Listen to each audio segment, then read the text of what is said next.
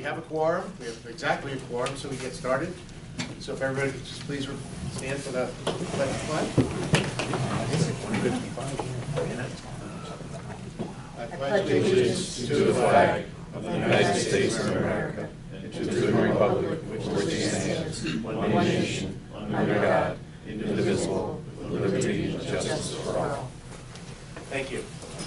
Before we start the meeting, just want to acknowledge, I think most of us know that today an EMS crew not too far from here was involved in a very serious motor vehicle accident. And I just ask everybody to keep them in their thoughts and in moments of silent reflection, just hoping that they all recover well. Where was it, Steve? Lake Luzerne ambulance was in on collision, and several providers were sent to the hospital.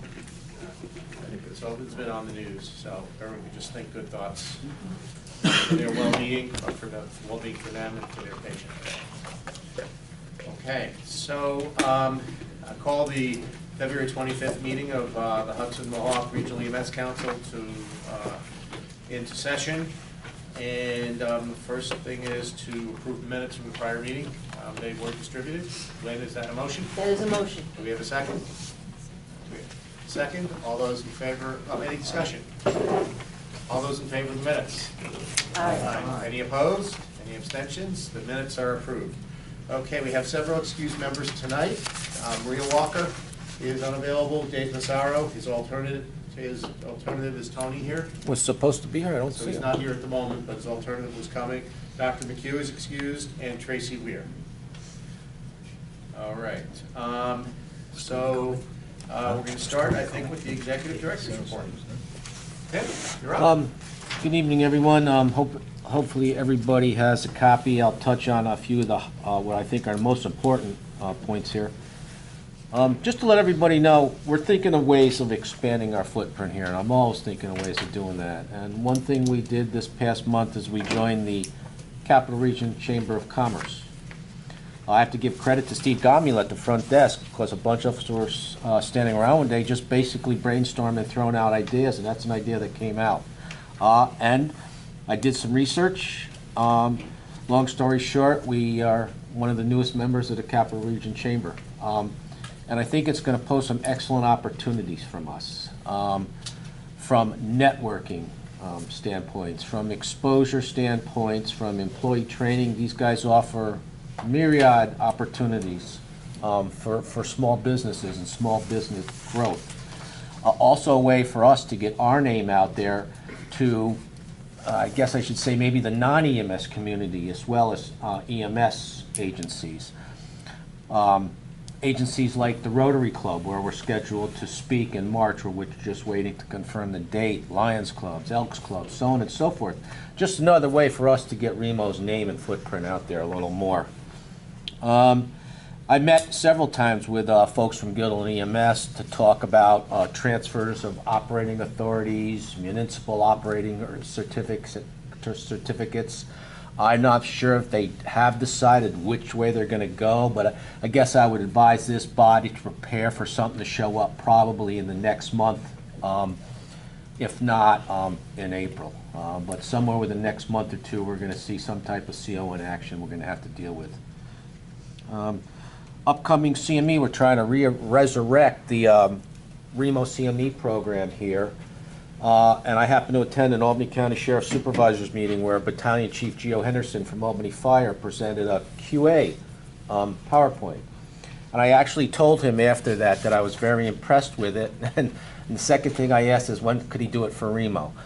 So you'll be seeing a Remo CME here coming up the first or second week of April. Once we get everything finalized, we'll publicize that so everybody knows ahead of time.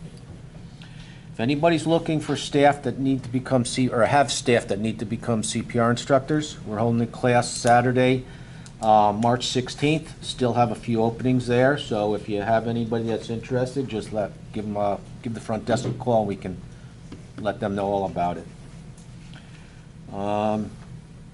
Medical standards, cross out that 4, make it a 5. One showed up at the last minute. We've taken 5 resumes for that position. Deb is in possession of all of those. and we'll keep everybody posted where we go with that. And the other thing is, lastly, sadly, you know, Western Turnpike did go out of business, but we were approached by Western Turnpike and the Department of Health to go visit their facility, see if there was any training equipment we could use. And lo and behold, there was. We walked out with a brand new stair chair, a birthing mannequin, a moulage kit, and an airway head. And so we were very grateful for them to, you know, for that. And I thank Drew and I thank the folks from DOH the day I went down to get that stuff. That concludes my report, unless anybody has any questions for me.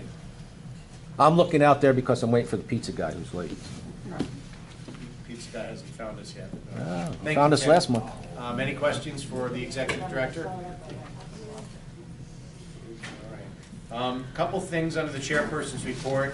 First, I do want to thank our officers from 2018.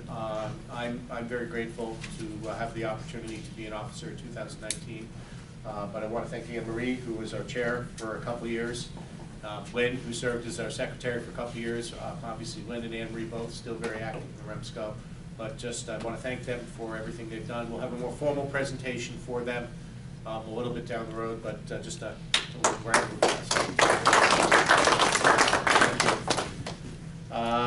I think people have probably noticed that we're working on resurrecting some monthly communication from the Remo out to the agencies and people in the field.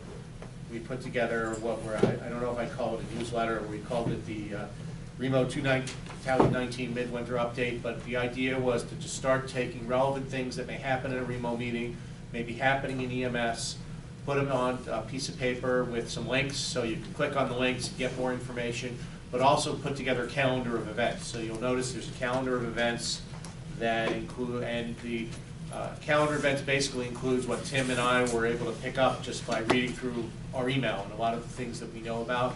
If anybody has anything they would want to put in this monthly update, please let Tim, Scott, or I know, Scott being the secretary, or please, if you have an event you want in there. So I picked up I think I picked up the Greene County CME Day had been scheduled, and I put the date in there. If you've got a CME you want in there, or a program you want in there, there's probably a lot of information here that we get from other places, but the more Remo can do to convene the information together and just get it out to groups of people, the better. So we're going to continue doing that. I don't know if we'll do it every month, but we'll do it as often as we can. I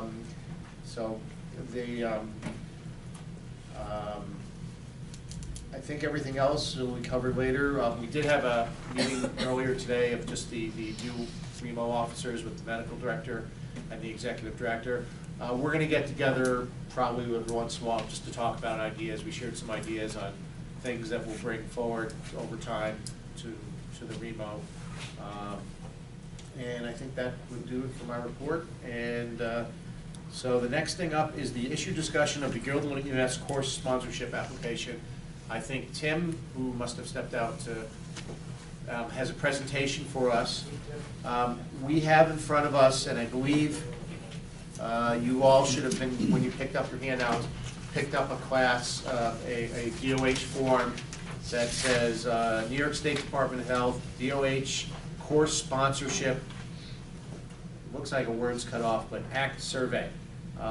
As part of a course sponsorship being approved by the Department of Health, they survey the other course sponsors in the region for their opinions on whether or not that course sponsorship should be approved. So you'll see towards the bottom of the form, there's two choices. Please check one of the following.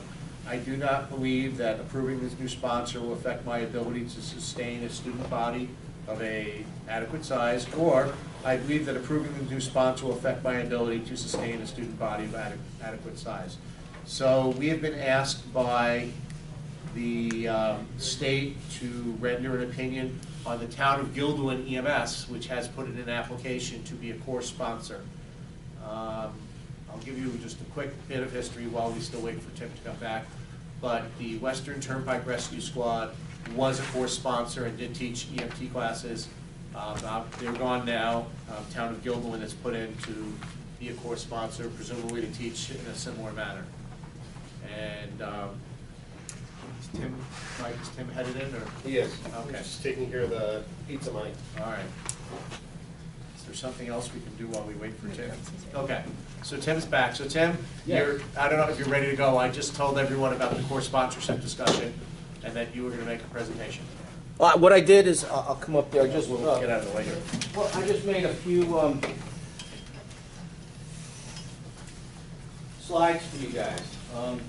This is a Remsco decision. It's incumbent upon this body here to decide whether or not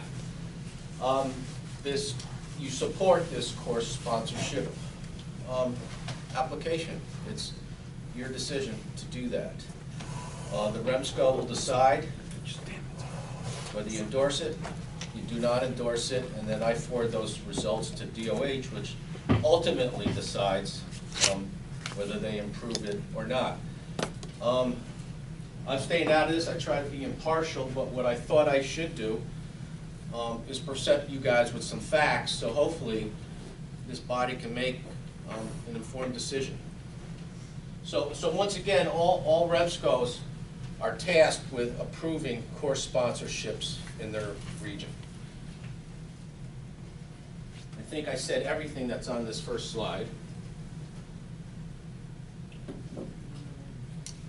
This is just a breakdown, and I didn't want to get fancy with this. I want to just present you guys with facts. This is a breakdown of course sponsorships in this region. 4 counties that we represent only have 1 course sponsorship, and I know there's reps out there from every county here. Correct me if I made a mistake with anything. But basically, the single sponsorships are held by the EMS Council, or whatever you may call it, for those specific counties. 2 other counties in our region have multiple sponsorships. Rensselaer with the Rensselaer County Ambulance and Rescue Association. They also have Hudson Valley, which is a slightly different animal over there. But our CARA hosts a number of EMT classes in Rensselaer County. Then you come to Albany. Right now, we have 3 course sponsorships. Obviously us, Remo, Colony EMS, and Mohawk. Tim, Yes, what about that 4th one that I emailed you about? I couldn't find any information on that, and I don't know if that Dr. was Daly, for do you know research anything about them? purposes. There is a sponsorship listed on the DOH website. Mm-hmm. Health Research. resources or research? Yeah, I think that may be something to do with DOH. They aren't an active course sponsor in our region. Is it I couldn't health- find any information The on Health Research Institute, or what?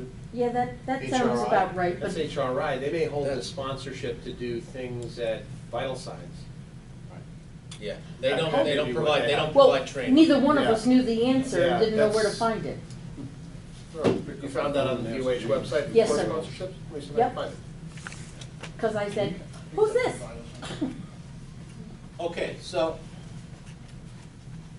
this is what you're looking at right now in our region right here. All these course sponsorships, in my estimation, compete for the same pool of students. There is no glut of students out there. These three sponsorships are competing for the same students. If you look at those radius or that breakdown up there, everybody's within 7 or 8 miles from each other, competing for the same pool. That's what it is. It's the Department of Health. Well, in 30 years, I'd never heard of them, so I didn't know where they were. And now we have a proposed sponsorship that's about 3.3 miles down the road from us right now, 5.7 from Colony, and 6.1 miles from Mohawk. So once again, I'm just presenting you guys facts to take into consideration when you consider whether or not you're going to endorse this application. That's all common knowledge there. That's all stuff I gathered very easily. I just wanted to present it to you. I'm not sure there's anything else I need to tell you. Unless anybody has a question for me, I'll answer it to the best of my ability. But I just wanted to give you guys a breakdown of what the training picture looks like out there at the present time. So, that's it. All right. Are there any questions for Tim? Just a question on the whatever form that you mentioned originally that says course sponsorship, and then there's something blank and it says I act think it's survey. impact. Oh, impact survey, okay, my That's apologies. just a copy of the survey we received, that Steve has the original up there. I just wanted to give you guys a copy of that. That's one of the things that will be completed tonight, and I'll forward to DOH. Okay. Is it, and having never seen this form before, it says, middle of the page, must be received on or before 2/28/19. That's a directive that we need to supply this to DOH by that date? Correct.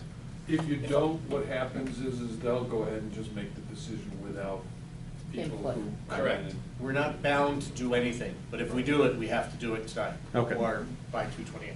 And it's also my understanding that Remsco doesn't have,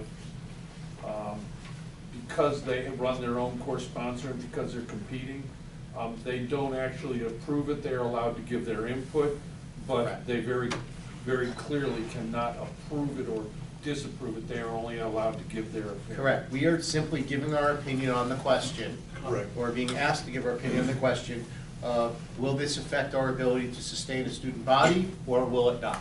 That's the only question we're being asked. It's an advisory opinion. The state will make, we could decide one way and the state may agree, we could decide one way and the state may not agree. It's actually fascinating though, because the course sponsor, I would have expected to be the program agency. I would have expected to be Remo that would hold the course sponsorship, but it's not. It's actually this council that holds the course sponsorship, which we then grant Remo the ability to use. Yeah, It's unusual. I'm not sure how it It's just strange. was applied for, that's before Yeah. my time, but that's the way it is, yeah. Would it make a difference because Remo's a higher level because they do the educators? You know, they're a special sponsorship, because you can do all the CIC We are and considered a specialty CLI. course sponsor, yes. Could that be? And Gilderland is applying to teach CFR and EMT only. So prior to Western Turnpike closing its doors, were they actively teaching a class every year? I actually called DOH and they wouldn't divulge the information as to how many classes they've had in the last several years or how many students passed. I talked to Jean Taylor, she wouldn't divulge that information to me. They have been having classes. I can't say that, how many per year they've had, but they definitely have been having classes. I don't know if they had one in their last couple months or not. I called Drew, and he said that for the last few years, they've had 2 a year, and he capped it, I want to say. 16. Yeah, and They they were capped it full every 16. time. So they were turning out, 30-ish students a year in that class. And obviously, I don't think he has any reason to fib in relation to Yeah. Gilderland wanting to do it, yeah. So, and just from a historical perspective, although they're not the same course sponsorship because every agency has their own, the town of Gilderland did have it before Western Turnpike had it. The town of Gilderland gave it up because they no longer needed that steady stream of students, and Western Turnpike had the capacity to do it themselves. And that was in 2004 that they became the course sponsor after the town gave it up. So now it's basically looking to be reversed, that's all. Or to be the reverse situation. Any more questions for Tim? Just, if we suggest that it's not be renewed or the town of Gilderland does not obtain the license, are we able to handle 30-some students in addition to what we're doing? You asking me? Yeah. Oh, absolutely. Okay. Not doubt in my mind. I guess the other question that I think is important to that, which is, have we sat down with Gilderland to see whether or not we can work out a partnership that would allow both the use of their training facilities and our instructors and expertise at running these courses? We have not. That's not something I even thought of. Maybe I wish I did prior to tonight, but I haven't heard from those guys either on the I'm other not sure I side. thought about it until right now. All right, any other questions for Tim? All right, So the floor is open for more discussion or for a motion.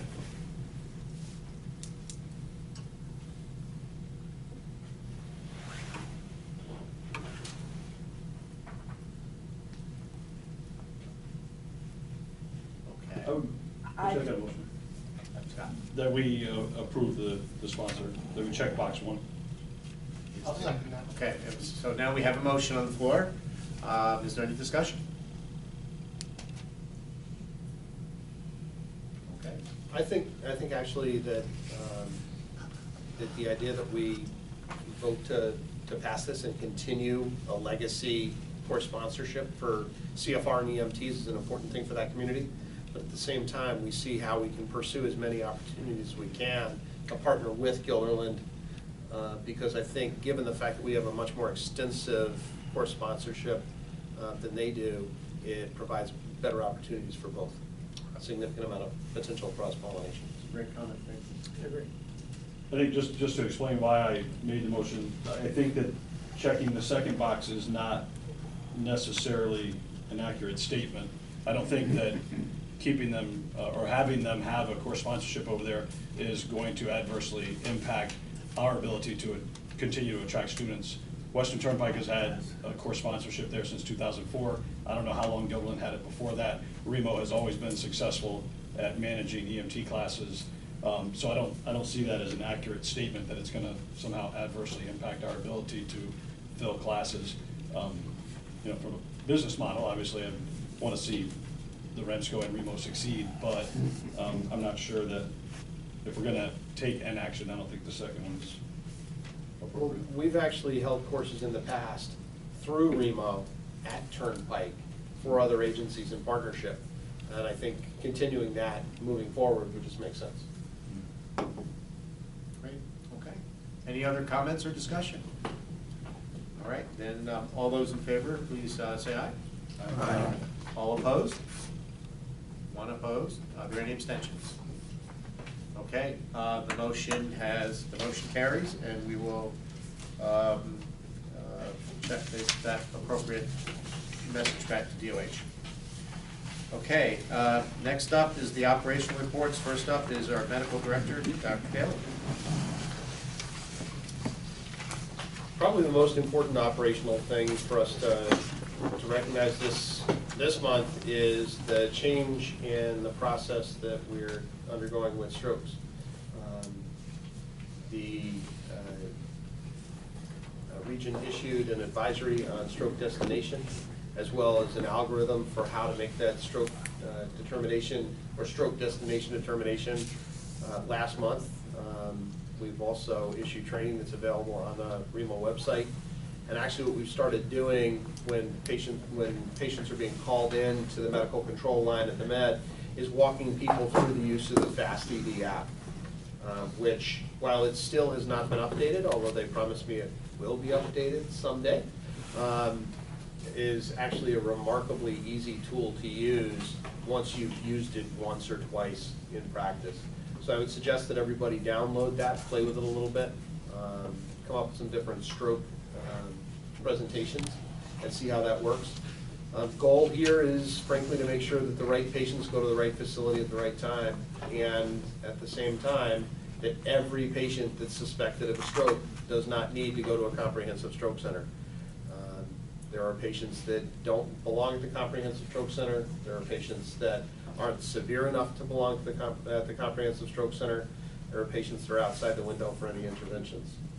And those patients can be well managed at other facilities.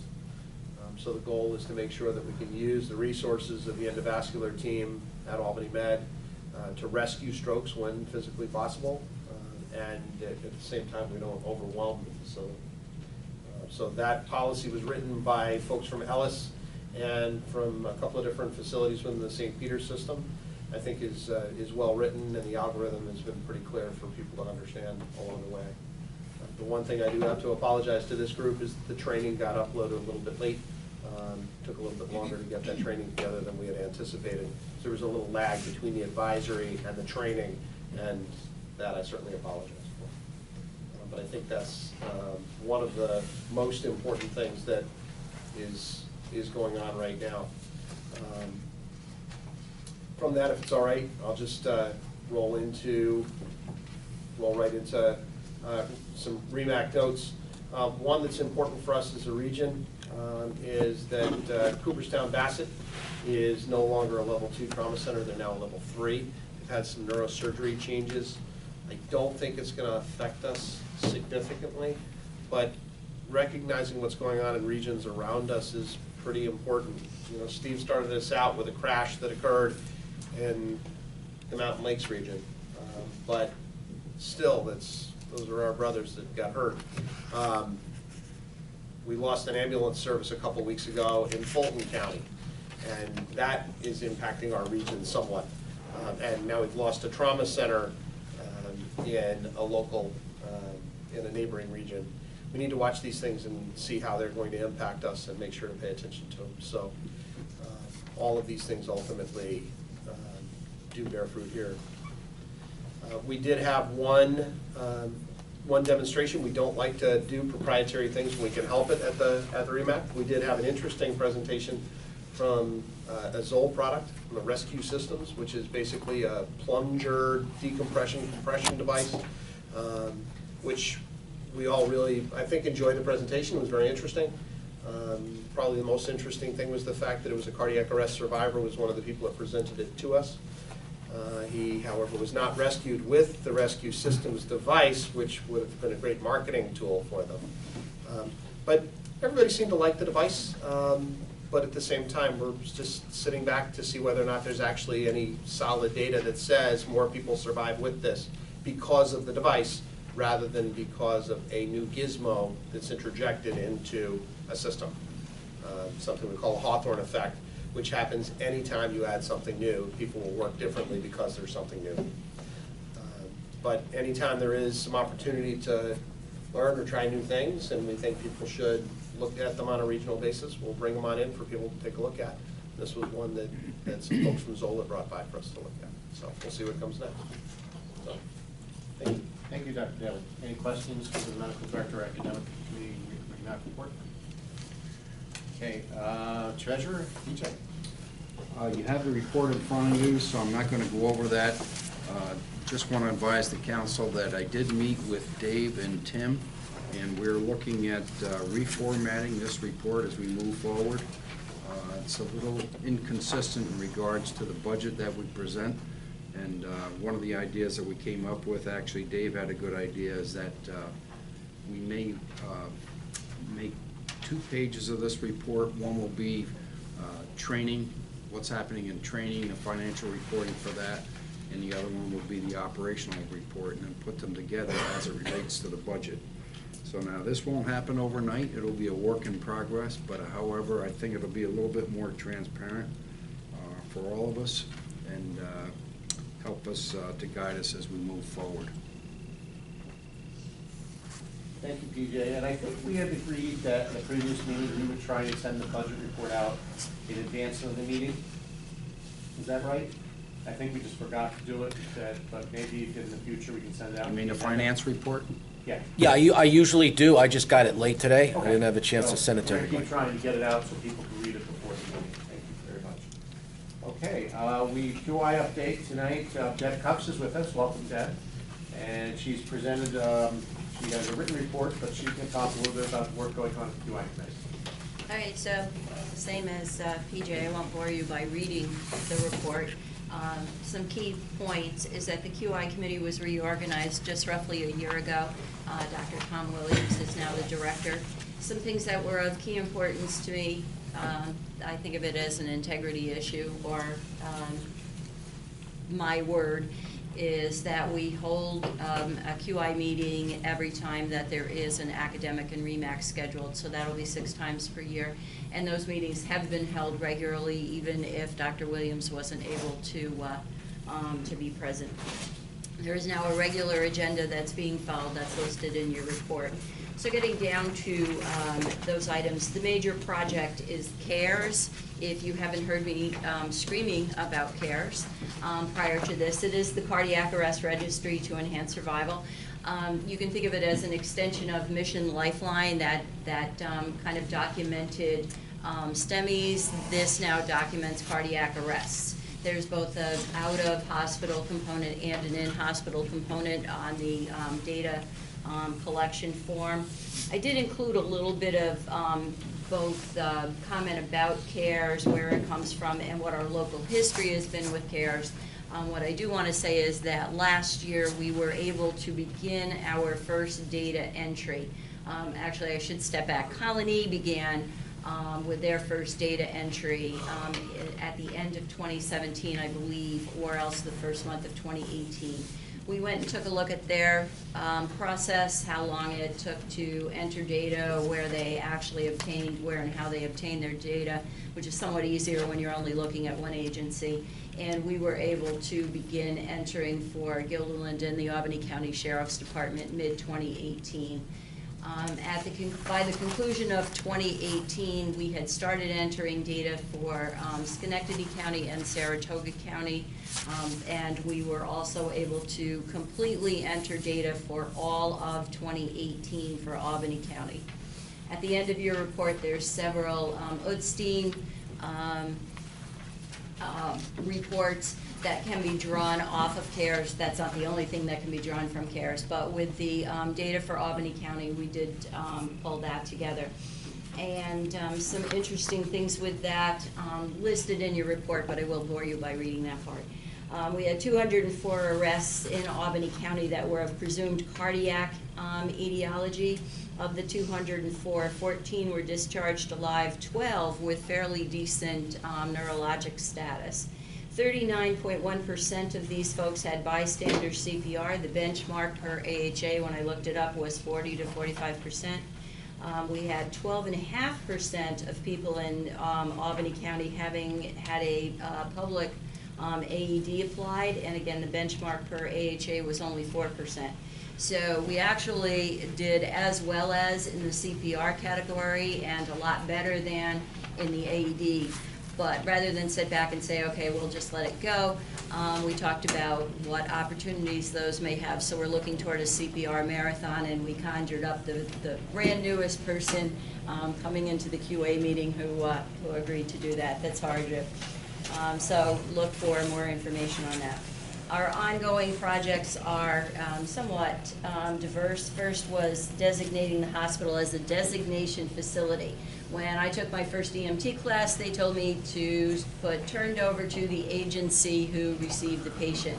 Unfortunately, in the age of electronic documentation, if I put turned over to an agency, the PCR does not arrive at the hospital unless that intermediary agency brings it, and that has been causing some issues at our trauma, primarily at our trauma centers, but certainly elsewhere. So that was one of the first things, was to encourage BLS agencies to turn over care to AMC or whatever hospital via LifeNet or obviously whatever agency. That does remain an open issue. We'll continue to look at that.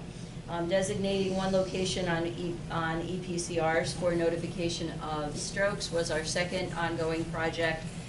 Because the bean counters look in one spot and we were charting in many spots, we weren't viewed as positively. What that means is that hospitals may not receive as much funding as they could, or reimbursement, I should say, if they're not following through on the various stroke guidelines. So we needed to take a look at that. Flyers and specific information was sent out, and we did see improvement there. That will again be revisited. We now have an early attempt to reduce the number of provider impressions. What we mean by that is that you could have an overdose, you could have a potential overdose, you could have overdose potential. So there were 3 without even including the possibilities of what you could overdose on. So there has been a look toward that with the long-term goal of developing some documentation standards. The committee has, or the subcommittee for that has met by phone and email several times, no report yet, and it's an open issue. We do have new provider audits. In looking at the credentialing process about a year and a half back, one of the things that had always been required, with good reason, was a look at the documentation for those looking to become newly credentialed. The problem with that, one, is that in EPCRs, that documentation may not always be available. Secondly, the person doing the credentialing basically would have to call up and say, change how you're documenting on EPCRs, which is not likely to happen, especially since the ALS coordinators and the medical directors are the ones in charge of determining whether documentation is sufficient and appropriate for their agencies. But lastly and most importantly is by sending those PCRs here, as part of the credentialing process, they were not part of QI, and basically we had no protection for them. You know, they weren't a QI process, so we determined that a better way of doing it was to place people online, and then within a 6-month time period, talk with the ALS coordinators and find out, are your new people, and we would provide a list, meeting your standard for documentation, and if not, do you have a plan in place? And that's been working pretty well. All new providers from 2017 and 3/4 of the year into 2018 have now been audited. An unexpected outcome that I listed there is I began to find out that some people were no longer with the agencies, and that was a kind of an early warning to me.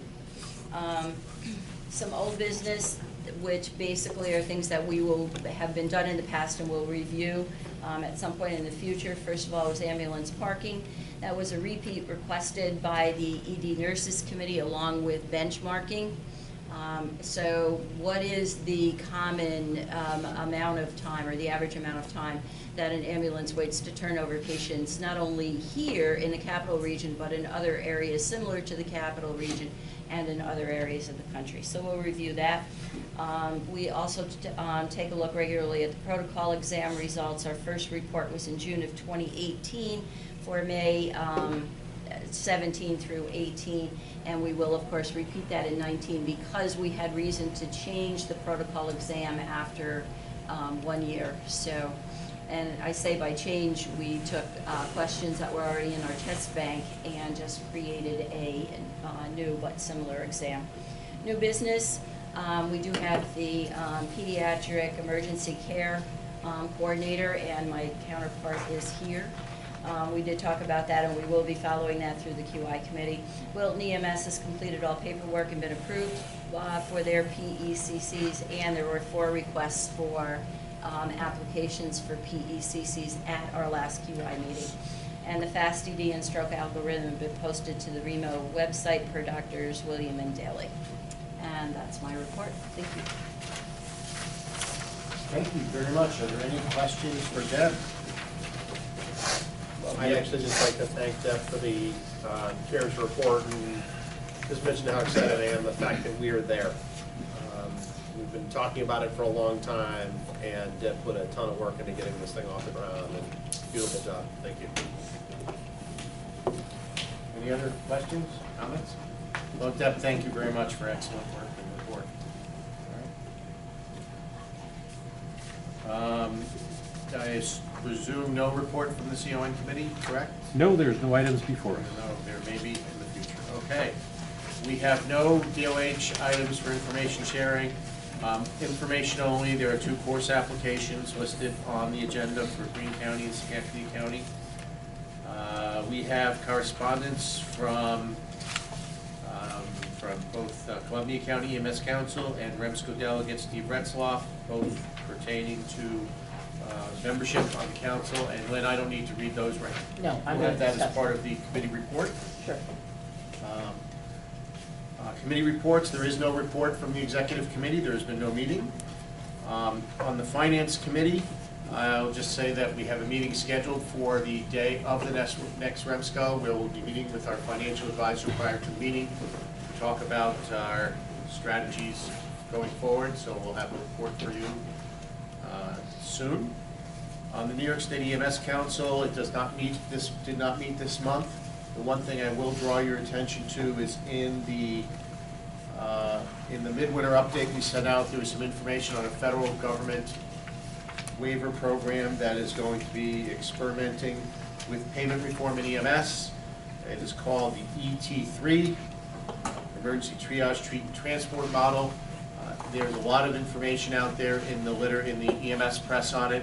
If you are interested in ET3, CMS is holding a webinar this Wednesday afternoon. It's open to anybody. It's a 1-hour program that you can simply just Google. It'll be on the NAEMT website. It'll be on EMS1, but you can also just Google ET3 webinar and it'll come up. And you just have to put in your email address and register. And it will explain to you a little bit about the ET3 program, and I'm sure we'll have considerable conversation about it, since this demonstration will allow people to be transported to alternate destinations and receive payment for that, and also allow for treat and release payments from Medicare, which previously has not done so. So much more to come about that, I'm sure. Anne Marie, do we have a report from the Nurses Committee? We do. Awesome. So, one of the hot topics was linen. They said that they were reporting a lack of linens. Ambulance services have been reporting that, mostly in the Albany hospitals. I hadn't heard anything at Saratoga that that was an issue. They said in Albany. So the two folks, and also at Samaritan. So the two folks that were present at our meeting, we're going to bring it back and try to find out the reason why it was such a lapse. And I don't think you had anything that you want to report. Is there any change about that, or is it still an issue? What's that? Is it still? Are you guys still noticing that is At an times issue? it's a shortage, and also at times the pink linen. It's also low quality, big holes into it, and otherwise stained. And it's a service to our clients and also the hospital patients that are really concerned because it doesn't look professional. Just like, looks like it's tie-dyed and just holes in the sheets and holes in the blankets. You understand the safe harbor rules, but that's not really an issue. It shouldn't be. All right. We talked a lot about diversion, like what is diversion? Diversion of hospitals, meaning who's going on diversion, not diversion of narcotics, but diversion of who's, who can go on diversion or who does. At Saratoga, we don't go on diversion. We've never, hospital administration doesn't agree with that, so we don't go on diversion. There's really not any place to divert to in Saratoga County. Albany, the nurses who were represented at the meeting, they talked about Albany and St. Peter's going on diversion. I'm not really quite sure if really there is any value, honestly, to go on diversion. They said what they're doing is at like in 2-hour increments, so and they have to spend a lot of time like calling all the other hospitals and the sheriff department and everybody first before they even do that, and then they have to call back again when they go off a diversion. So usually it's one of those situations where St. Peter's is on diversion, Albany Med is just as gridlocked and vice versa. So anything you wanted to add to that, Dr. Bailey, at the meeting, but that was pretty much the crux of it, right. So we are looking at it. I'm not sure if we will get any clear definition as to when they could or couldn't or should or shouldn't. As we said, we come back next time and we'll discuss it a little bit further. We had a lengthy discussion about mental health and behavioral health patients, substance abuse, and and the concern for the safety of the staff.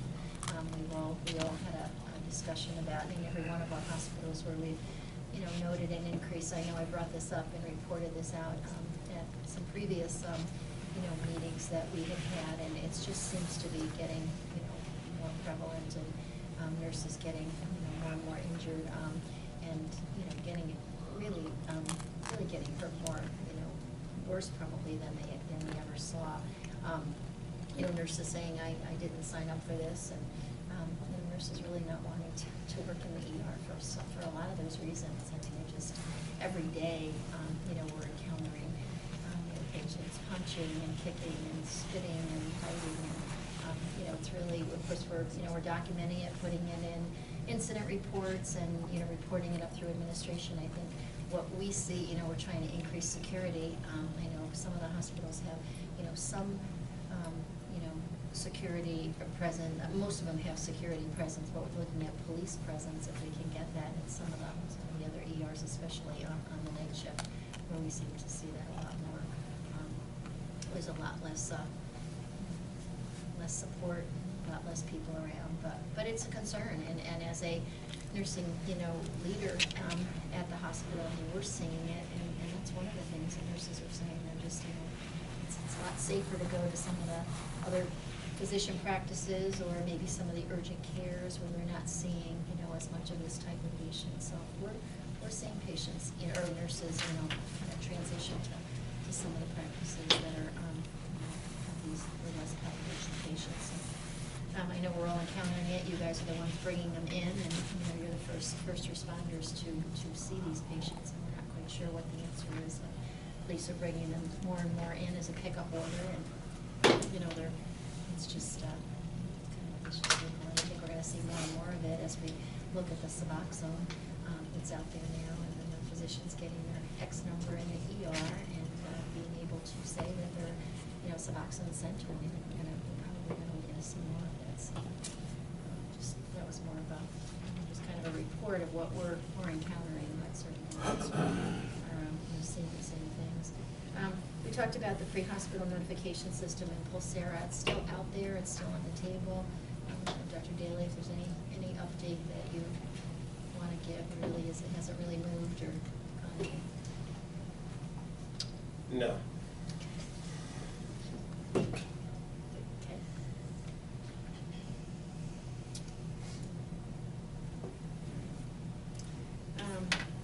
And our next meeting is going to be at Albany Med on March 20th. Any questions? I apologize for not doing this. I actually saw it and was going to send a note to Tim, but it's certainly a sobering account of diversions that was actually the topic of an article in USA Today on January 30.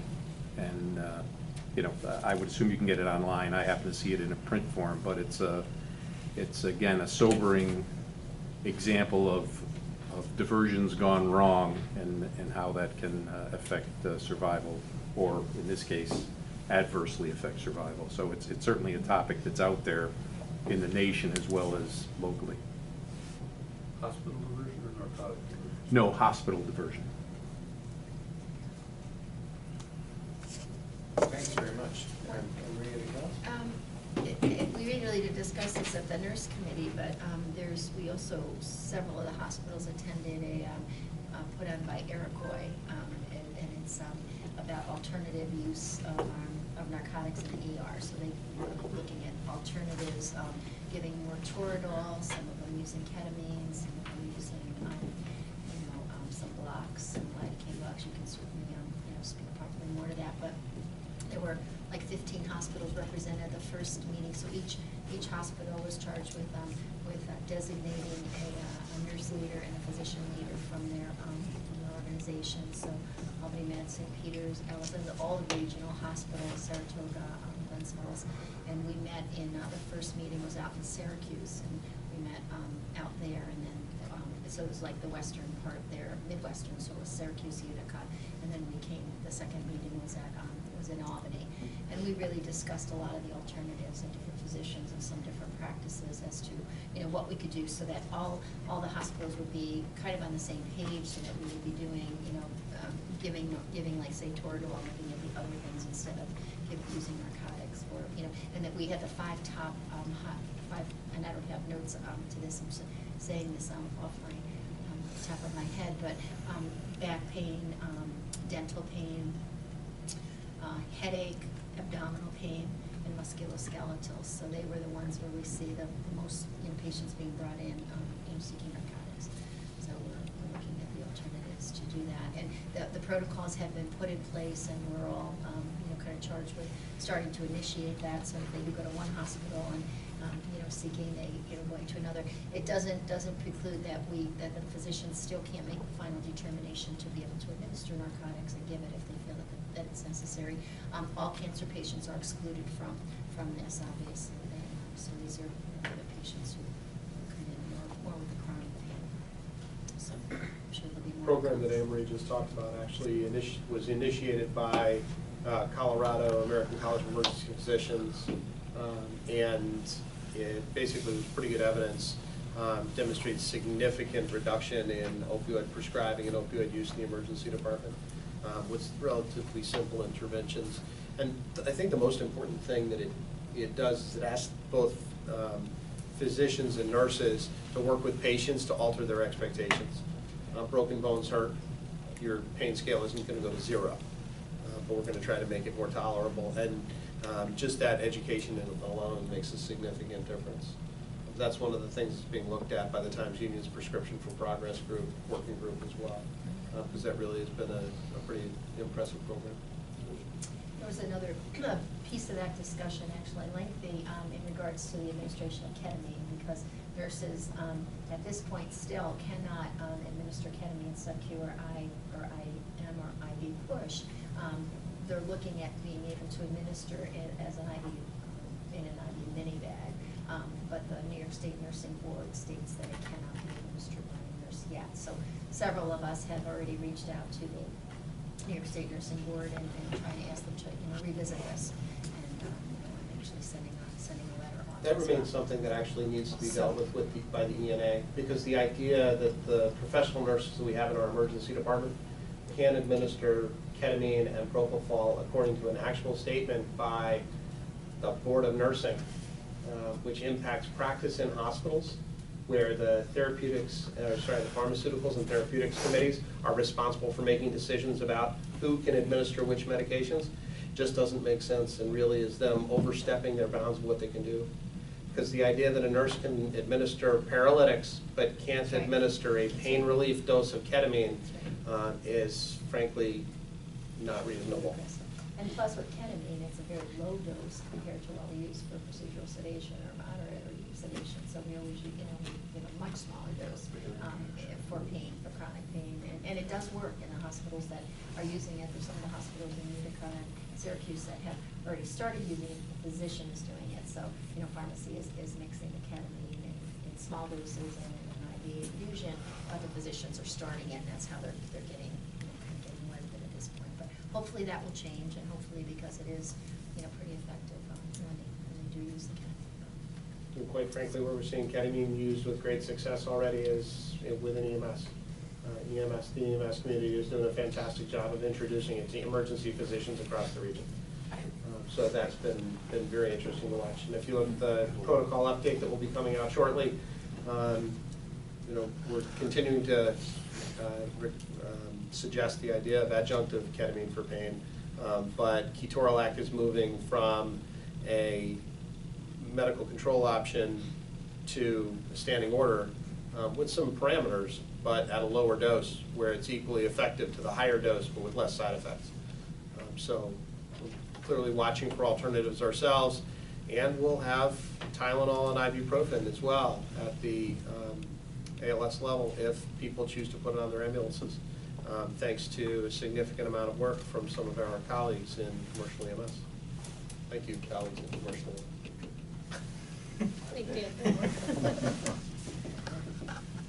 All right, any more questions or comments on the Nurses Committee? MCI Committee? No report. Okay. Next, we've got the Membership Committee, and I think Lynn has quite a bit to talk about, our transformation from our old bylaws, which had 3 delegates per county, to our new bylaws that have 2 delegates per county, but free up a whole bunch new, more at-large spots. So the question is how we get from here to there, and I'll turn it to Lynn. I got an idea. Okay, good. First, I'd like to take care of some house cleaning that needed to be done before the end of the year. I have here a letter from Schenectady County EMS Committee reappointing Jim Vina to another full term. Also advising the committee that the appointment of Anthony Caligari, okay, and Dean Romano would be alternates for any of the Schenectady County delegates to the Remsco. So I'm bringing this forward as a motion, and I need a second. So what the motion is, To reappoint Jim Vena, appoint Jim and then appoint. to accept the alternates of Tony and Dean, Okay. understanding. So Lynn's got to put the motion on. Is there a second to Lynn's motion? Is there any discussion? Can I ask a question? No. If we have to drop them to 2, I got an answer for you got an that. answer? Okay. If you have an answer, You, then. you gotta trust me. I do. I've got it separated. So we trust Lynn, right? I got more paperwork here than Is anything. there any more discussion on this motion? Okay. Whose hand went up for a second? All right. So everybody in favor of the motion, say aye. Aye. Any opposed? Any abstentions? Okay, the motion carries. Okay, Jim. Lynn, Jim. what's next? And Jim, welcome back. Just for the record, though, that letter was sent in back in November and somehow got mixed in. Right, so. We're gonna chat about that. So this was a repair of something that should have happened. Back in November, correct. Right. Maria Walker wishes she could be here, but she's down playing with Mickey Mouse. But she sent a letter to me requesting for reappointment to her at-large seat. So I'm making a motion that we reappoint her. Looking for someone to second it. Bless. Is there any discussion? All in favor of the motion, please say aye. Aye. Opposed or abstentions?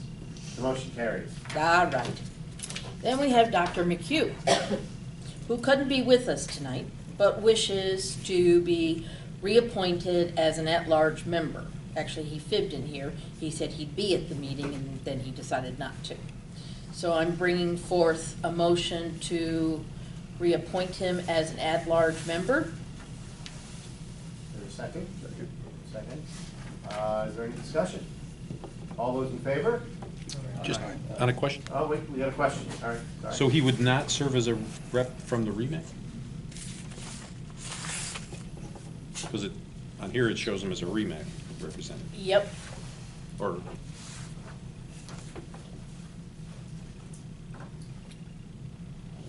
He was your alternate.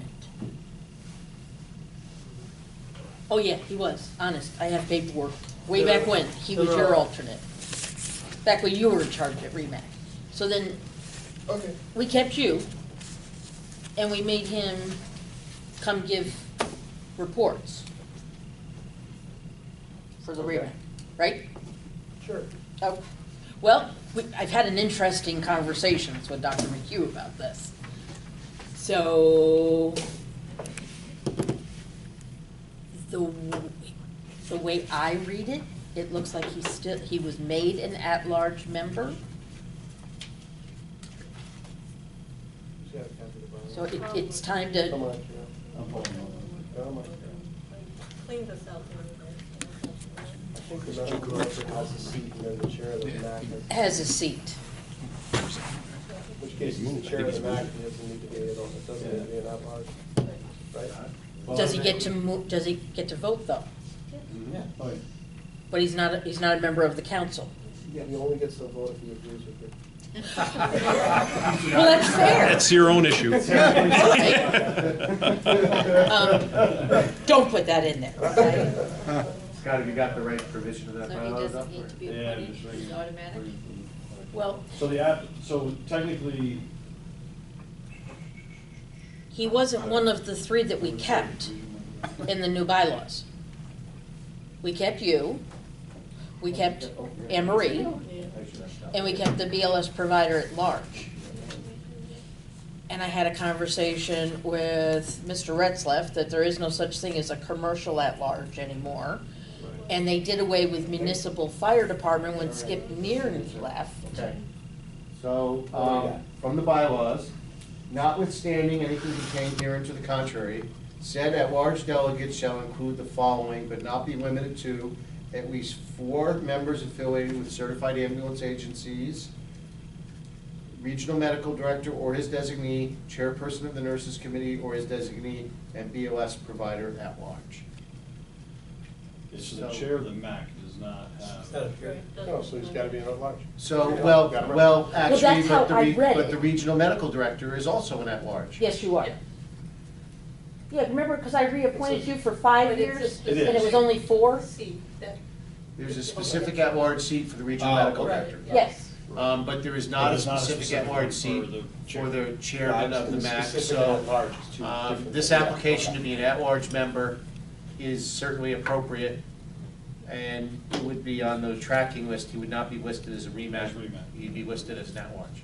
At-large / REMAC? No. Sure, well, Just that- at-large. Just at-large? okay, so, all right, so that, Jimmy, does that answer your Yeah, question? yeah. I Okay. made a motion. All right, so we Jim have a Beamer motion, seconded. we have a second, we had some discussion, we've had some clarification. Is there any more discussion? All right, all in favor? Aye. Opposed? Abstentions? The motion carries. All right, Okay. so I'm taking off REMAC and I'm putting at-large. Okay, Yes? cool. Yes. Okay, so that takes care of the housework. So then I got an email from Steve and asked me to reach out to the counties, which I did, and I sent them copies of the bylaws so they could come up with. And every county got back to me, some with answers that were different than I expected. Let's see, Brian Wood, Albany County. Les Freemantle and Brian Wood are the Albany County representatives. Alternates are Dennis Wood and a player to be named later. Now, at this time, nobody that I'm reading has their term coming up. This is just to clean up the membership list. Did everyone get a copy of the membership list? Okay. So that means that the open Albany County seat Goes away. goes away as of tonight. That's right. Okay, cool. Okay? Well, I didn't want to take it out until y'all All right. approved. Okay. So then Rensselaer County was next, who said, please continue the appointment of Kathy Allen and Skip Beeper, no, okay. With alternates to be named at a later time. So we could take off the Rensselaer County open. That's the one that Amy had, right? Okay. So then we have Columbia County. PJ is being joined by Anand Balasar. Am I pronouncing it? Very good. Was it good? I worked on this. Okay. So my question to Scott, do I put you down for being one of the at-larges?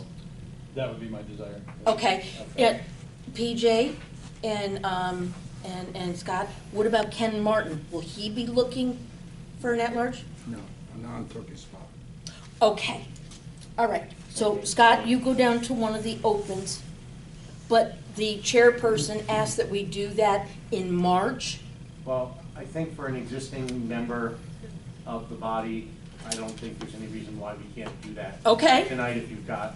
Okay. the counties. So- Okay, so the two delegates from Columbia County will be PJ BJ Keeler and Anand. and Anand Balasar as Okay. representatives. They did Got not list Okay. alternates at this time. Is there any, I shouldn't make the decision myself, is there anyone that objects here to simply transferring Scott Bowman from the third county seat to an at-large seat? And having us make a motion to do that tonight? I was kind of hoping we would, because then by next time I could have the That can paperwork for help. new people. If there's no objection, I would see if anyone would like to make that motion. I'll be happy to make that motion. Can I But ask we have- one thing? You certainly. Can we get you to just pen a quick, I would like to be, so we can be consistent Can you going pass this forward? down and just ask them to put it there on the bottom? And this way it'll, because we're Right, gonna I ask think- other people. Okay. questions. Sure. So the letter having been being submitted as we speak, would someone like to make a motion to transfer Well- Scott? Okay, wait, Lynn, I made the motion. Lynn's making the motion. I made the motion, All so we right. need a second. Okay, so we have a second to that I'll motion. be happy to second. Excellent. Is there any discussion of that motion? Is the letter finished? No, he's just gonna put his little All those, thing on the bottom. all those in favor? Aye. All those opposed? Any abstentions? Okay. All right, The motion has passed, and Scott Bowman is now going to be great. filling an at-large seat. All right. So is that? So 3 counties down, All right, without so any conflict. Scott, you're going to keep your same, everyone keeps their same appointment dates. Is that clear? Yep. Okay, nobody's up. Ken was gonna be up, and Skip will be up, but by October, we'll have this all figured out. Okay, I hope. Okay, so then we go to Greene County.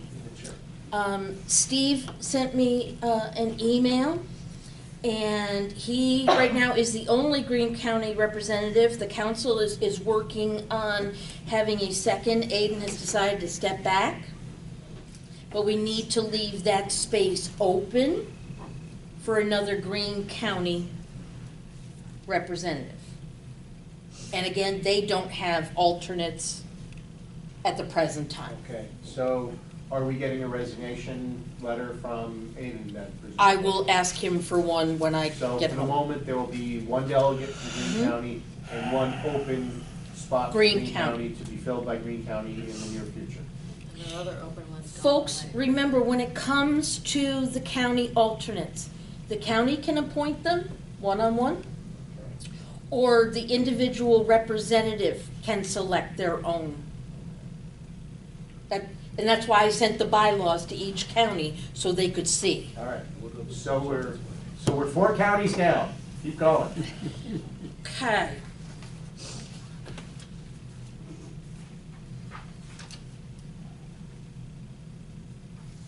Oh, they were right, okay. Rensselaer County, yep, we're 4 counties down, right. Rensselaer County's all set. So we have Saratoga County. I spoke to Mike McAvoy early last evening. The council needs to continue discussing, and will get back to us hopefully by the March meeting. Okay, there is only 2 people currently, Kevin Roberts and Tracy Weir, so we're gonna cross out the open spot. Okay. I offered my seat up to somebody else, but no takers so far. I heard you were like offering money and stuff. Quick, make them chairman of the committee. Which brings us to Saratoga County, Nope, you're just in. or Schenectady County, I'm sorry, Schenectady County, who needs to go back to their council. They couldn't answer this presently, and they did ask if we would continue allowing their 3 members to proceed until they could get back to me, hopefully by next month. Great.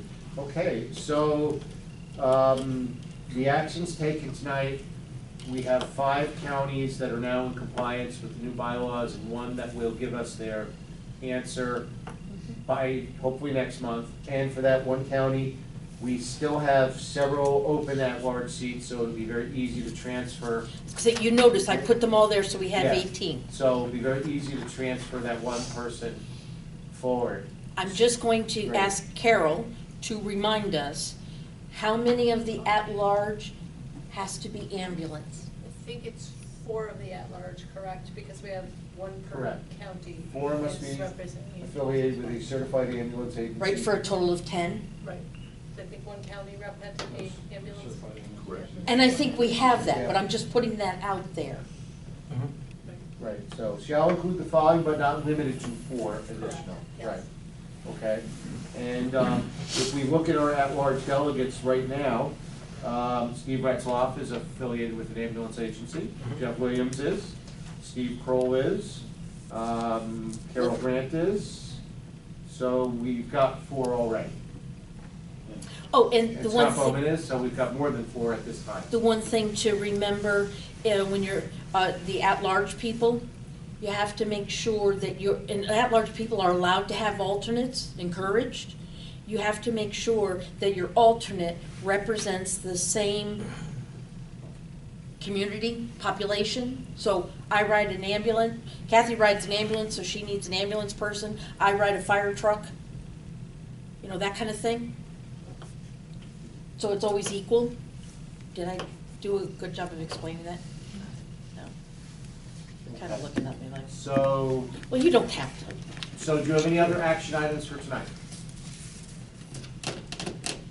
Or we got through it all? No, Okay. I'm done. Great. So, well, Lynn, thank you very much for making this putting this in order for us. The next step will be just completing our business with the one county that we need to finish, and then developing a process for filling open seats. There's no requirement that all the open seats be filled at any individual time.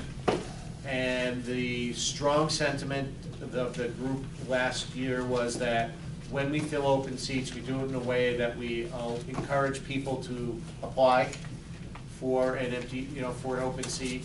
And then we get a group of people that are qualified and we can choose from them, so that we not do it, one person walks in tonight and says, hey, I want to be on it, we go, okay, you. So I think Lynn's going to develop a process, working with Tim. I'm going to work with the membership committee. We're Right. divvying up who's going to do what. And we'll make some, but I think part of that's going to be an open communication to the region that there are at-large seats available on the Remsco so that people can express their interest. Is that correct? Yes, and one thing I would just remind you, that it's part of the bylaws that the committee comes up with the documents, and the documents have to come back to this council and be discussed and approved before we can put them into place. Right. So I'm, so maybe April, definitely by May. Okay. Okay? Yep. I wanted to be realistic about your time frame. Right. The one thing I do want to point out, though, is we only have 23 seated members of the group at this moment, and a quorum is 17. Now, we made 17 tonight, but, it's close if people are busy. So if the committee could come back and say, we want to fill 3 in May and bring back to this body, and maybe we'll save filling some others for later. Would everyone agree it doesn't have to all be done at once? I just think we're vulnerable in the short term if we find out that we have, so many empty seats and we can't get a quorum. Is there any philosophical problem with the committee proceeding in that way? Okay, devil's advocate. Will Go. someone feel that we didn't do the full court press if we do quickie, these 3 people look good in their warm bodies? I'm not saying do quickie. I'm not Okay. saying do quickie. I'm just saying that right now there are 1, 2, 3, 4, 5, 6 open seats. If you put out a call for interested people, the committee could make 3 recommendations out of the, let's say 10 people apply. You don't have to do all 6 that one. Sure. You may say, let's do 3.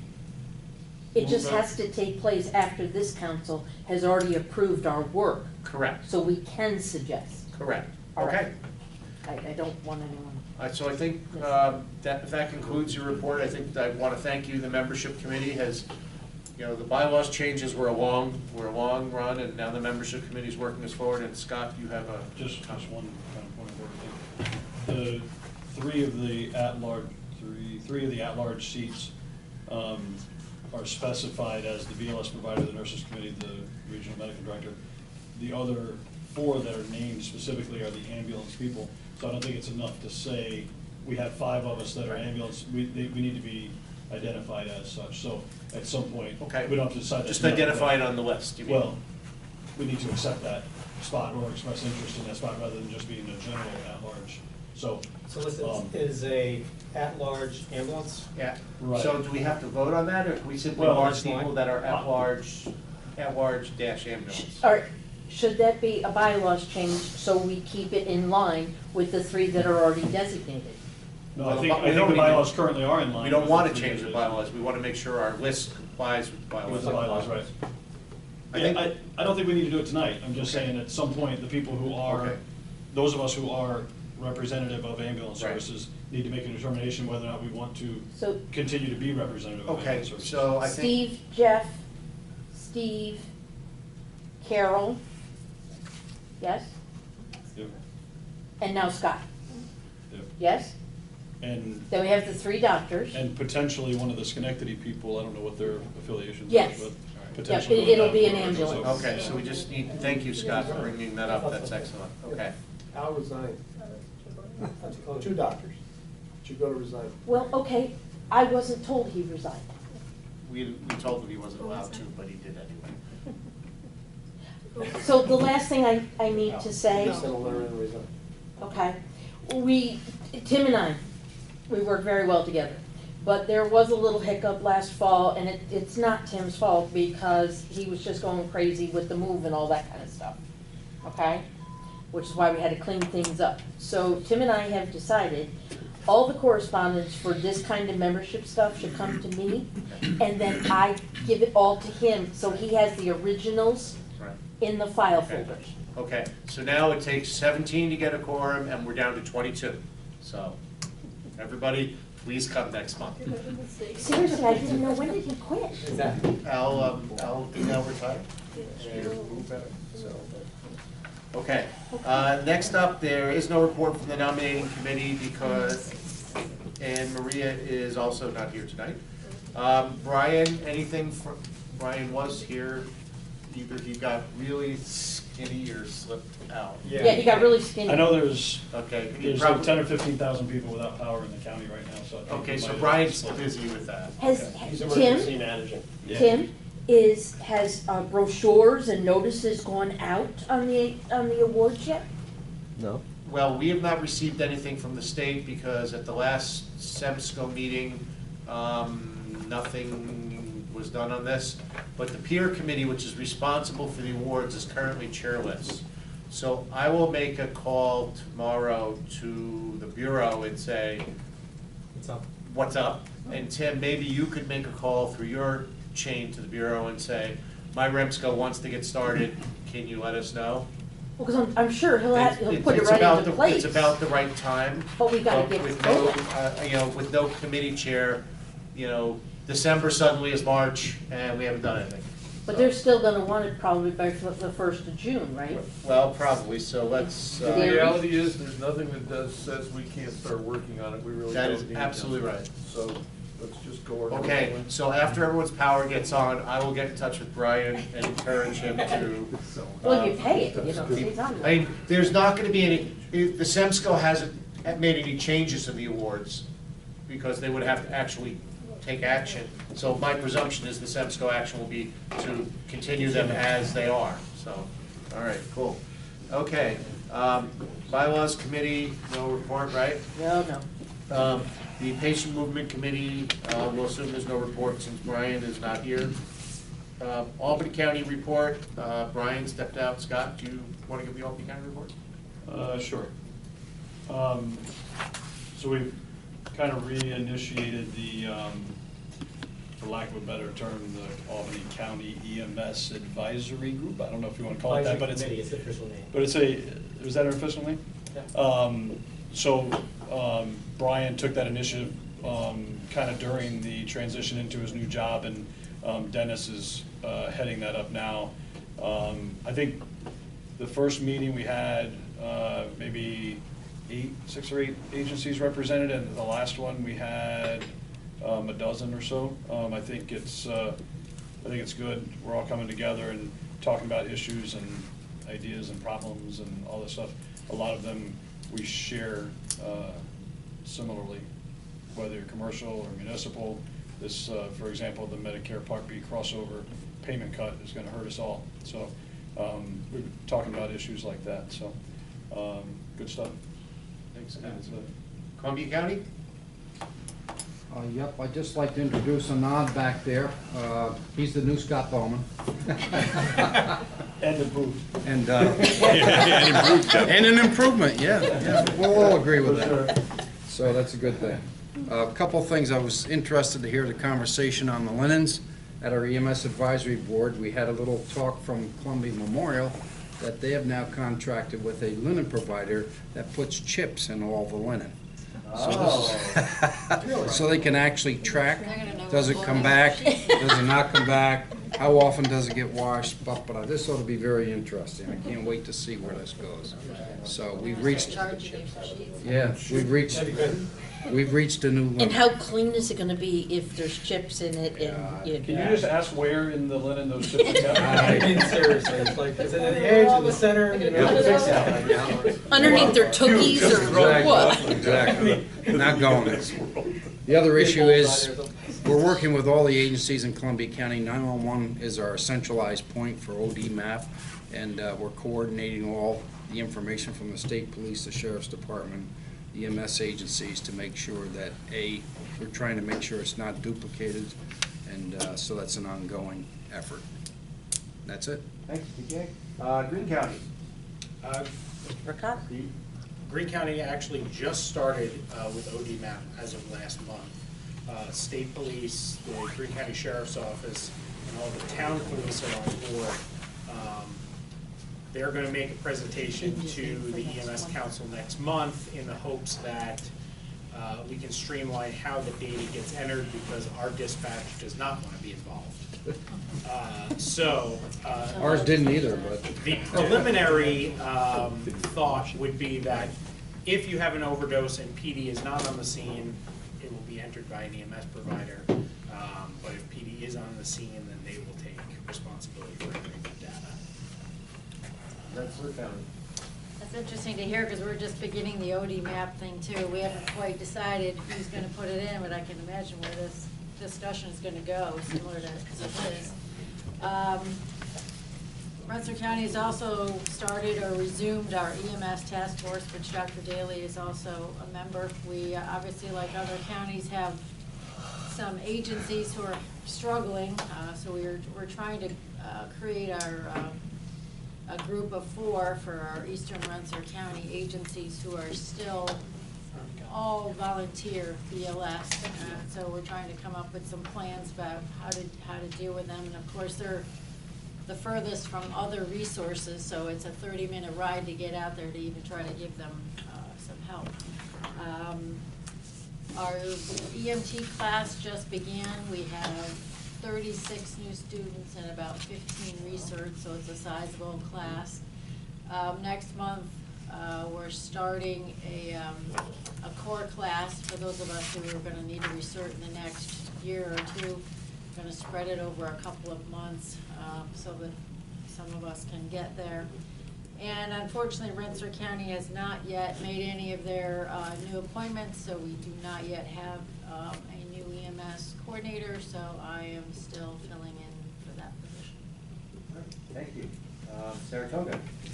The only report I have is, I wanted to mention to everybody, Ray Swart, longtime administrator of Waterford Rescue, is gravely ill in the hospital. He's in a local ICU, he's intubated, and he's on death's door from what I've been told.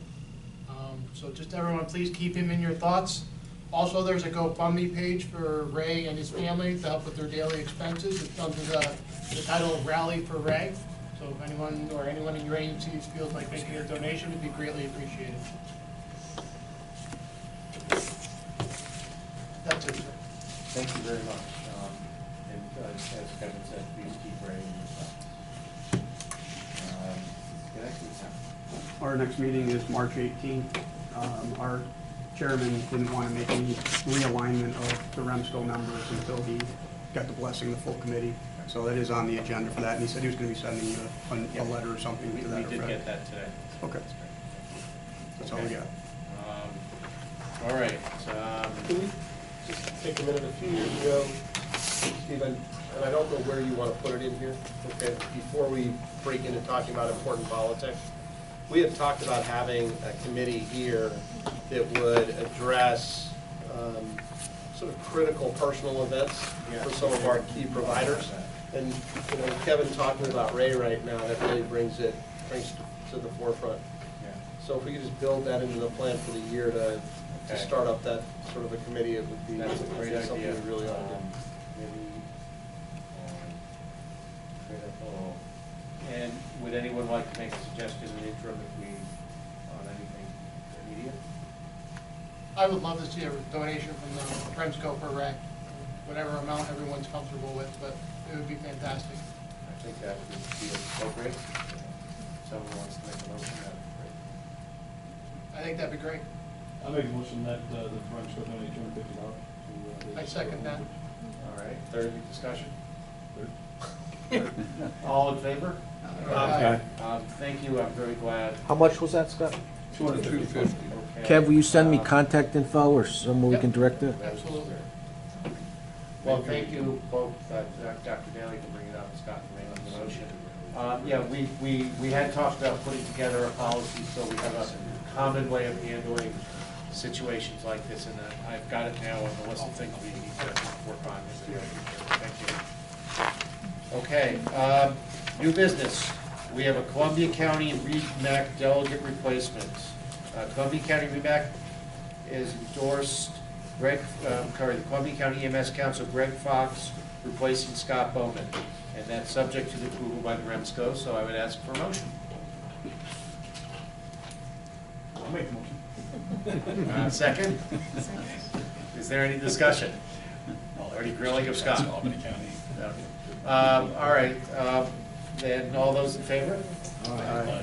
Any opposed or abstentions? The motion carries. Okay, so next up is an item for everyone's information, and Tim and I were talking about this, and we decided to ask Les if he would talk for a few minutes tonight, based on his real heavy involvement in the legislative end of things. There are a number of provisions in the governor's budget that adversely impact EMS agencies. Imagine that. And we talked about it at the Albany County meeting recently, and I think the Albany County agencies are getting together and writing a letter of concern or opposition to these changes. And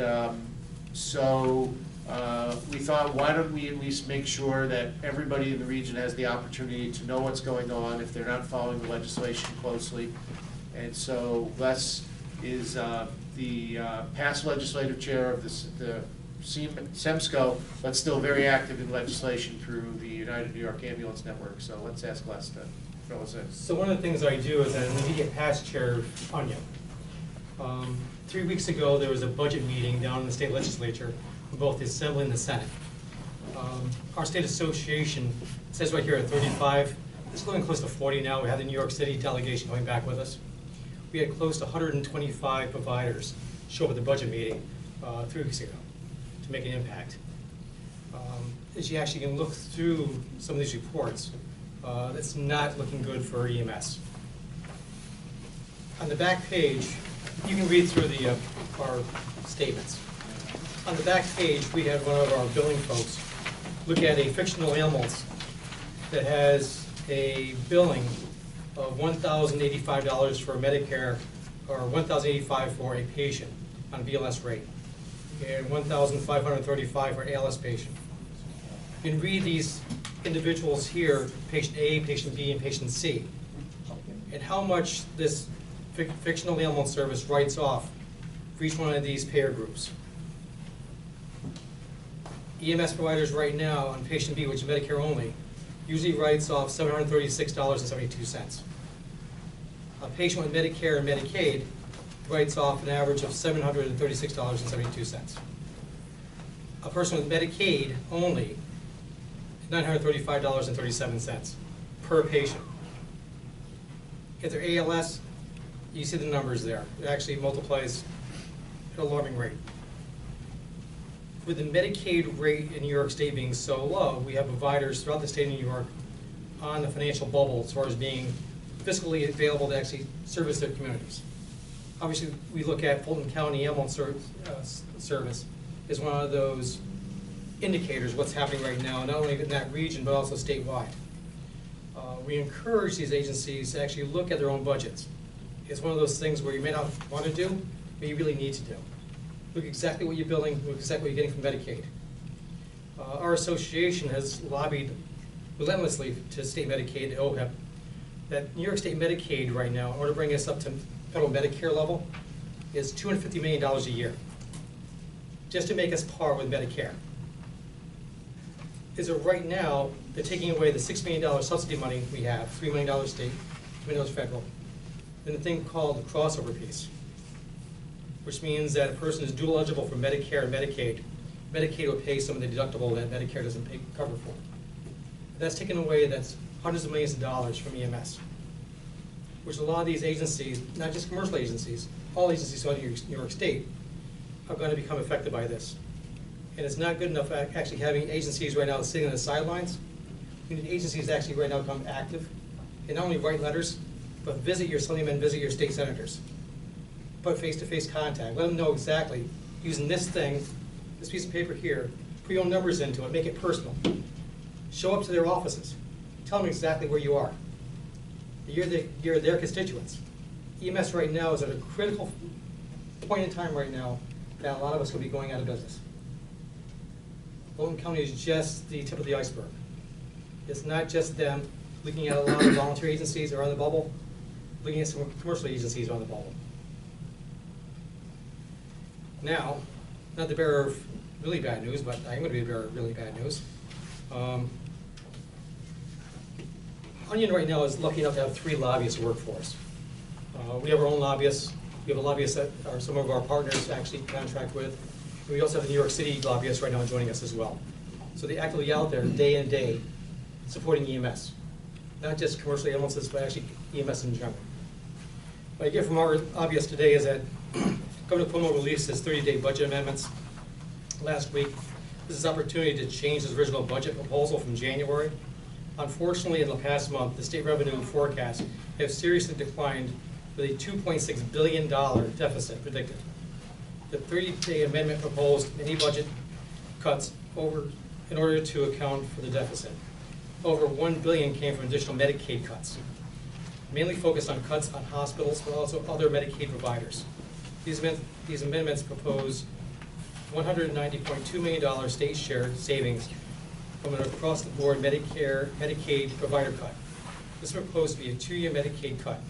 On top of those cuts to crossover and supplement, we need to factor in a potential across-the-board Medicaid reduction. The governor is also proposing reinstating the Medicaid redesign team. In 2011, the DOH work group was responsible for numerous short and long-term changes in the Medicaid program. Onion participated in some of those discussions as related to EMS. We'll press once again to be part of the discussion. The budget battles continues to take shape. Thank you and all of our members who have participated to reach out to legislators. Please continue to seek their support in the coming weeks. It's really, really important that we all get on the bandwagon right now and actually do make the appointments to see your state assemblymen and state senators. I don't know much about it, but which is the one that the counties have to pay into, Medicare or Medicaid? It's Medicaid. So if the federal government doesn't kick in, then, and the state doesn't kick in, will it move down to the county level? It's already partially paid by counties. Yes. Will they expect the counties to pick up more? No, the county share is fixed without any relation to the specific proposal. Okay. It's one of these unfunded mandates. Well, that's what the phrase I was looking at. Not to be alarmist, folks, but look at your own agencies. The people we represent around the table, get back to them, let them know exactly how serious this is. Make sure our region isn't facing a Fulton County ambulance problem. A lot of agencies right now don't like discussing their financial matters. You don't have to with you or with us, but it's really important to actually make sure that they actually look at their budget. Use this template, put their own numbers in, see exactly where they stand. Then make an appointment to see their assemblyman and the senator. Let them know firsthand, face to face, what this means to them. I'm off my soapbox. Thank you. Well, Les, thank you very much. Are there any questions for Les? Just for the county reps here, I think it's really important for you guys to take this back to the agencies in your county. There may be agencies that bill that this is going to affect, and maybe they're not quite as in touch with what's going on, and they may not even realize this until they don't get their first Medicaid check and they wonder, where's the money? Why is it dried up? So I think for the county reps here, it's imperative that you guys take this back to all of your agencies as well, not just those agencies that we work for. I want to get to Tim our total testimony we presented to budget, and also the latest and greatest Medicaid rate adequacy study. So Tim's going to have all these documents. He can scan them and share them. Yeah, it's really alarming because the Department of Health did do the Medicaid rate adequacy study last year and absolutely concluded that the rate is inadequate. And so for there to be proposals to further cut it is something we just have to all be aware of as every agency and do our best to work with our local representatives so they understand what the impact is on your community. Certainly this is higher for an agency that has a higher Medicaid or caseload or Medicare/Medicaid group of patients, but I don't think there's any agency that bills that doesn't support a lot of Medicare/Medicaid or Medicaid patients, and it will hit the bottom line. And It's not as if we're all making so much money that we can figure out how to pay for our next new replacement ambulance easily, so. We have a nationwide provider that operates in the second largest state in New York, or second largest city in the state of New York, that has a 52% Medicaid rate. That large national contractor may decide not to do business in that city any longer.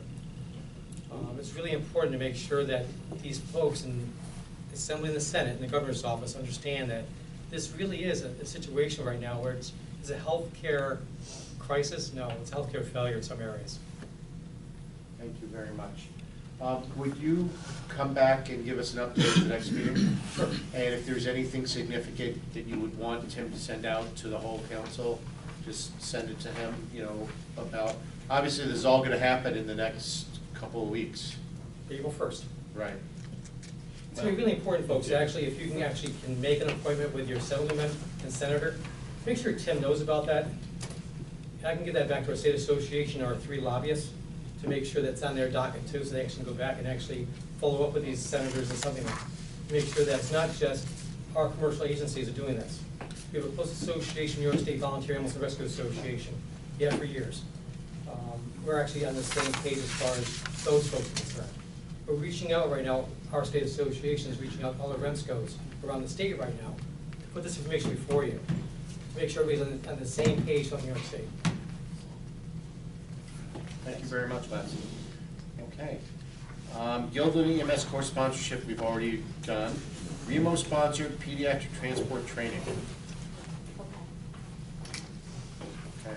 So you've heard us talk about Deb and Carol serving as pediatric emergency care coordinators here, which is awesome. Around the same time that pediatric emergency care coordination was coming up, we started spending more time talking about how pediatric patients were being transported around the region. You know, one of the advantages we have at the Masry Center for Pediatric Emergency Medicine is you get a chance to see undifferentiated pediatric patients coming through the door. And we know that many of these patients are not being transported adequately and safely. There actually is a course teaching EMS providers how to transport patients safely. That course is going to be offered by a combination of sponsorship between Remo and Albany Med. We are in preliminary discussions with the town of Guilderland to use their space in the former Western Turnpike headquarters, the BB Training Center down there, to do this. And I come to you actually asking for $300 to support us doing this training program there. One of our instructors actually went down to Orange Regional Medical Center where they put the training on last weekend. It's a 5-hour course. Said it was absolutely fantastic. Among the things that they do is they show EMS providers how to and how not to secure car seats to stretchers.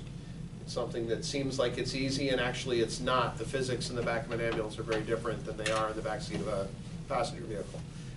And then it spent some time also trying out some other technology that's out there to secure children in the back of ambulances. It is concerning how many children are still transported on mom's lap. That doesn't work. And mom is secured in. And mom is secured, the child is not. not. And I hate to think what would have happened if that had been a pediatric patient on that stretcher in Lake Luzerne today, because that would have been horrific. It was bad enough already. That would have made it worse. So I come to you asking for about $300 to I make a motion. put this on. Second. Thank you. Is there any discussion of the motion? Okay. Do you have a date when this might be? April 6th. April We're looking to do it from 10 to 3 on April 6th. Okay, being no discussion, all those in favor? Aye. All those opposed? And any abstentions? The motion carries. All right. Is there any other new business? Lynn? One of our fellow brothers is in need of our prayers. Oh, they already did? Who did? Oh, Kevin. Well, I wasn't here. See, you missed it. Never mind. Okay, is there any other new business? Is there any old business? Oh, no. Just one, please ask everybody to continue to watch drug shortages. We will update the drug shortage advisories on the website as often as we can, but from time to time, one will sneak through without us noticing that it's happening. So if you have to make a formulary change because of a shortage through your suppliers, please make sure to let Tim know so we can pass them on to me and we can discuss what the best alternatives are going to be to keep our patients as safe as we can. Is there any old business? Are there any items from the floor? I make a motion to adjourn. Our next meeting date is Monday, March 25th at 6 p.m. And at that, we have a motion for adjournment. Anyone go second? Now, Lynn has made the motion. Any second? Oh, you have to second. All in favor? Good night, everyone. Thank you.